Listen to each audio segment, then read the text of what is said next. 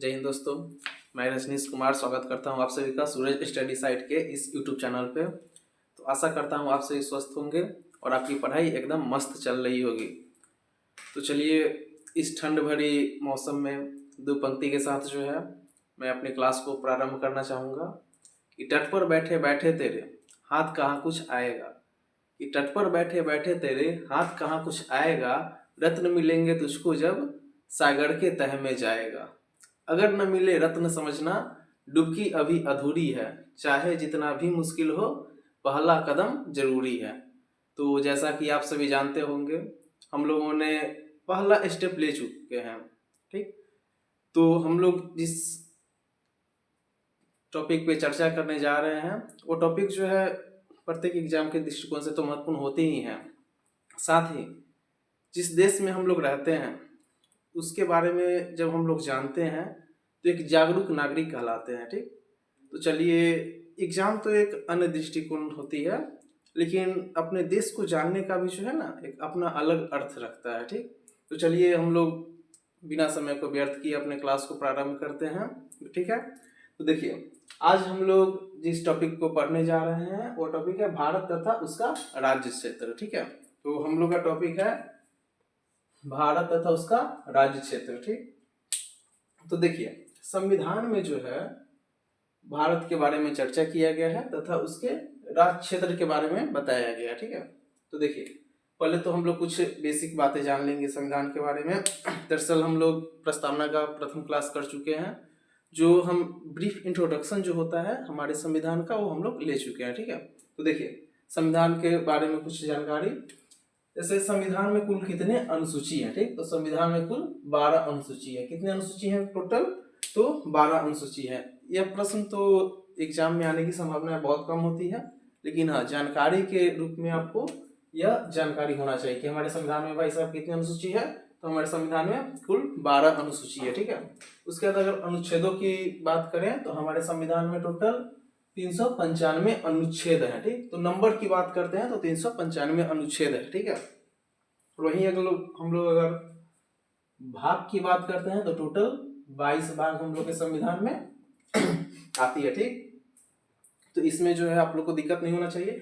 अनुसूची अगर बोले तो 12 अनुसूची। ठीक है, अगर अनुच्छेद बोले तो 395 अनुच्छेद हम लोग के संविधान में दिया गया है। इतने मतलब बृहद रूप में जो है संविधान को बताया गया हम लोग के यहाँ पे। ठीक, और उसी प्रकार जब भाग की बात करते हैं तो टोटल 22 भाग जो है हमारे संविधान में अंकित है। ठीक, तो देखिए, अब जो है हम लोग भाग प्रथम को स्टार्ट करते हैं, भारत तथा उसका राज्य क्षेत्र। ठीक, तो इस भाग में जो है भारत देश के बारे में बताया गया है।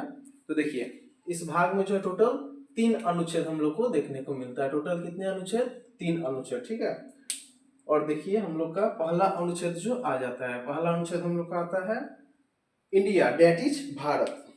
यहाँ पे देखिए 2 नामों का उल्लेख किया गया है, लोग ध्यान से देखेंगे।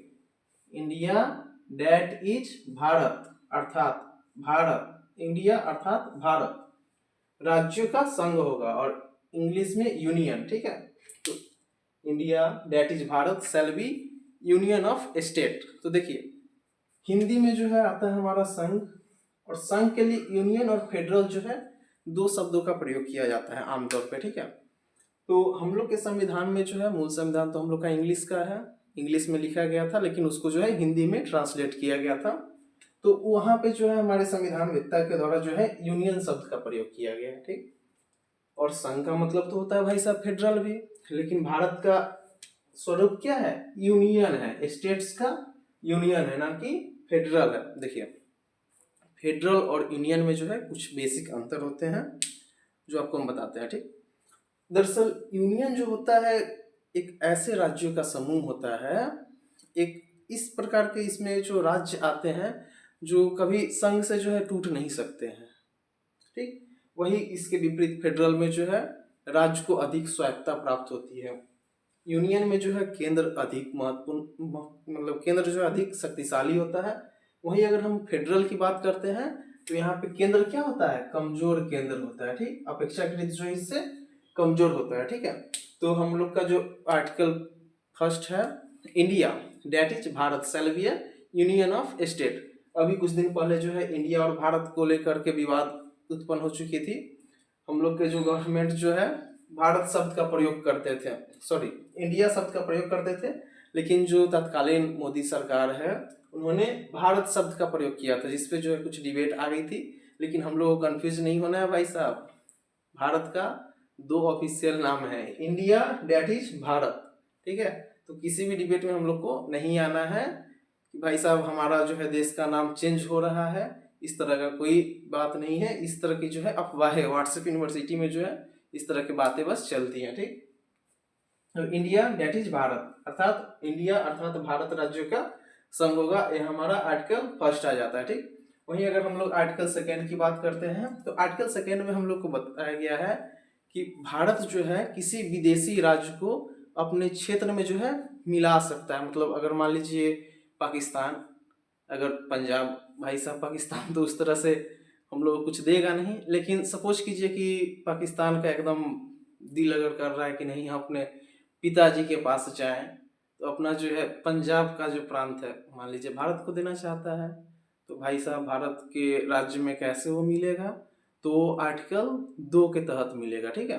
तो आर्टिकल 2 हम लोग का बोलता है कि भारत जो है किसी विदेशी क्षेत्र को अपने क्षेत्र में मिला सकता है, ठीक है।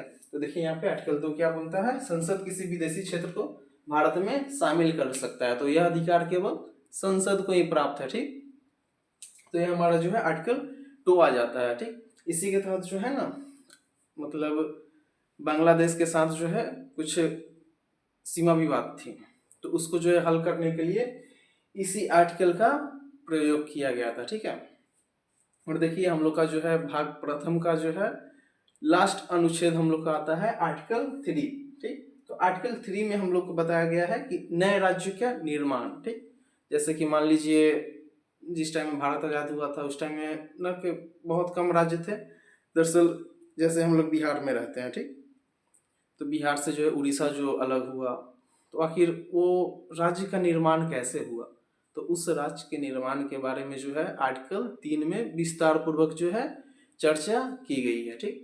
या राज्य के नाम में परिवर्तन, जैसे कि एक नेफा जो राज्य था अरुणाचल प्रदेश और भी कई क्षेत्र जो है उसमें सम्मिलित थे, तो उनका क्या किया गया, नाम परिवर्तित कर दिया गया, प्लस में नए नए राज्यों का निर्माण किया गया, तो वो सभी जो है आर्टिकल 3 के तहत, ठीक है। और अभी जो हाल फिलहाल में जो 2019 में जो किया गया जम्मू कश्मीर के साथ, तो उसमें भी जो है आर्टिकल 3 को ही आधार बनाया गया था, जो जम्मू कश्मीर को जो है एक यूटी का दर्जा दे दिया गया था। जम्मू कश्मीर राज्य से जो है 2 यूटी, एक जम्मू कश्मीर और एक लद्दाख को बनाया गया था, ठीक है। तो उसमें भी जो है कहीं ना कहीं आर्टिकल 3 का जो है प्रयोग किया गया था, लेकिन हालिया संदर्भ में अगर हम लोग देखें तो सुप्रीम कोर्ट का निर्णय आया है, इसमें जो है आर्टिकल 3 को वहाँ पे यूज करने से मना कर दिया गया, ठीक है। तो हम लोग आज जो है भारत तथा उसका जो है राज्य क्षेत्र के बारे में हम लोग ने अपना अध्ययन किया, और हम लोग जो है भाग 1 का अध्ययन कर चुके हैं, मतलब 22 भाग में से हम लोग का 1 भाग कंप्लीट हो चुका है। अब जो है टोटल 21 भाग और बचेंगे, ठीक। अगर अनुच्छेदों की बात करें तो 395 में से 3 अनुच्छेद हम लोग कर चुके हैं। अनुच्छेद फर्स्ट जो है इंडिया दैट इज भारत, ठीक, shall be a union of state, ठीक है। तो इसको जो है आप लोग को इंग्लिश में याद रखना है, यूनियन और फेडरल में जो है कंफ्यूज नहीं होना है, ठीक। तो India that is Bharat shall be union of state. वही आर्टिकल 2 की अगर हम लोग बात करें तो किसी विदेशी क्षेत्र को जो है भारत अपने क्षेत्र में समाहित कर सकता है या मिला सकता है, ठीक है। तो वह आर्टिकल 2 के तहत करेगा, ठीक। और वही आर्टिकल 3 की बात करें तो नए राज्यों का निर्माण या राज्यों के नाम में परिवर्तन या राज्यों के क्षेत्रफल में जो है परिवर्तन, यह सभी जो है आर्टिकल 3 के तहत किया जाता है, ठीक है। तो आशा करता हूँ आप सभी को जो है यह क्लास पसंद आया होगा। अगर मेरा क्लास अगर आप लोगों को अच्छा लगे तो वीडियो को लाइक कीजिएगा और चैनल को भी जो है ज़रूर सब्सक्राइब कीजिएगा, और एक प्यारा सा कमेंट करना मत भूलिएगा। जय हिंद, जय भारत।